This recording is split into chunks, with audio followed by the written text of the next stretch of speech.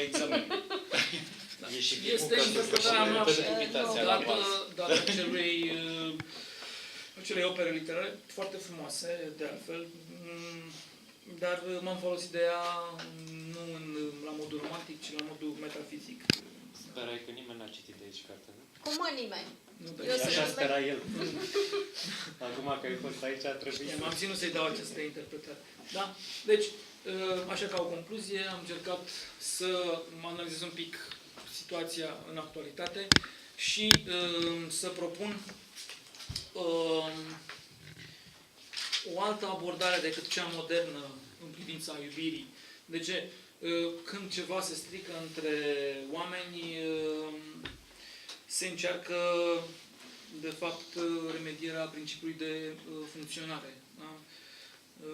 De obicei, se face lucrul ăsta printr-o așa numită, așa o numesc eu, obiectualizare a relației. Adică iei iubirea și stai și analizezi relația respectivă, uitând că, de fapt, la capetele ei sunt două persoane. Da? Propunerea care vine din partea mea, una concretă, este cea legată de încercarea nu de remediere a funcționării, ci a principiului de justificare.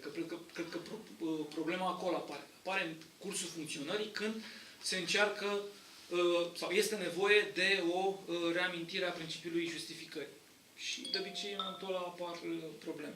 Deci este abordarea metafizică pe care o propun, este cea inversă, de reîntoarcere și de înțelegere a iubirii în mod corect. A iubirii în mod corect. Nu cea negativă, da? Că de obicei, în condiții în care ceva nu merge, îți reamintești de idealurile pe care le ai, de visele tale, de dorința de libertate, care există în noi toți, introdusă tot de această modernitate în care trăim.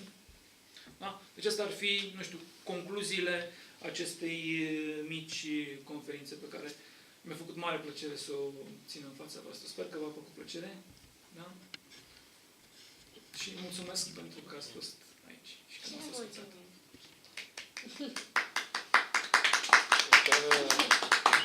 Foarte interesant, adică dacă mai ai și alte teme? Mai am alte teme. Despre ură!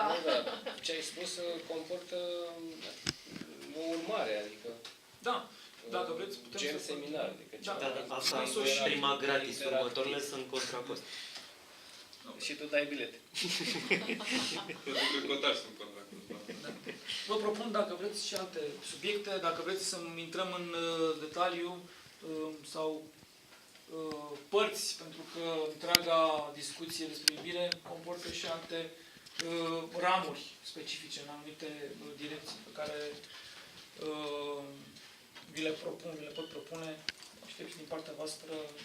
Am abordat subiectul și în scris și în cap pe toate părțile, așa că cred că mai putem discuta mult despre el, dar și despre alte subiecte, dacă vă interesează.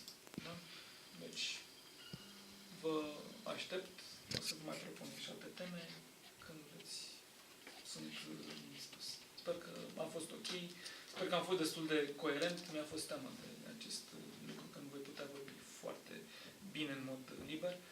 De asta m-am și sprijinit pe hârtiile mele.